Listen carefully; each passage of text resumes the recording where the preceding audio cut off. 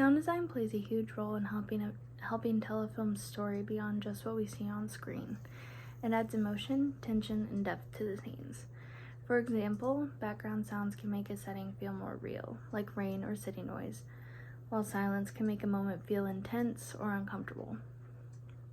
Even little sound effects like footsteps, doors creaking, or a heartbeat help us feel what the characters are experiencing. Music also sets the tone and can guide how we interpret certain scenes. Overall, good sound design makes the audience feel like they're inside the story, not just watching it.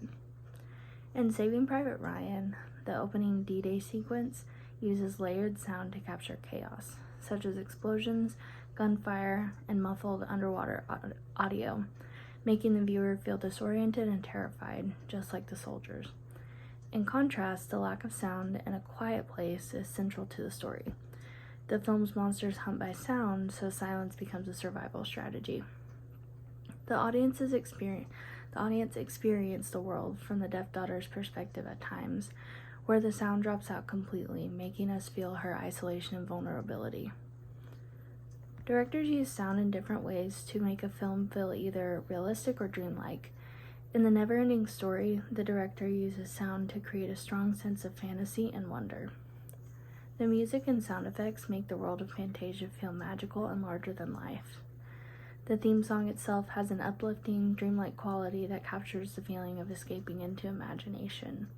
The sound of the wind, the roaring of the dragon Falkor, and the mystical background noises all help build a world that feels alive and enchanted. Even small details like the echoing voices or soft chimes remind the audience that this story exists in a place beyond reality. The sound design really helps pull you into the fantasy world right alongside the main character. Some other movies or films that have iconic sound design or music would be the Star Wars movies or the Lord of the Rings trilogy, but my personal favorite scores would be the 2005 adaptation of Pride and Prejudice and the 2019 adaptation of Little Women. Both of these scores perfectly capture the emotional depth and period setting of their stories. In Pride and Prejudice, the music uses delicate piano melodies and sweeping strings to reflect the restrained romance and inner feelings of the characters. It feels elegant, timeless, and full of quiet longing. In Little Women, the score feels warm and nostalgic, blending energy and tenderness to match the personalities of the March sisters and the film's shifting tones. Both soundtracks stand out to me because they don't just accompany the story, they amplify it, helping the audience feel every emotion and moment of growth the characters go through.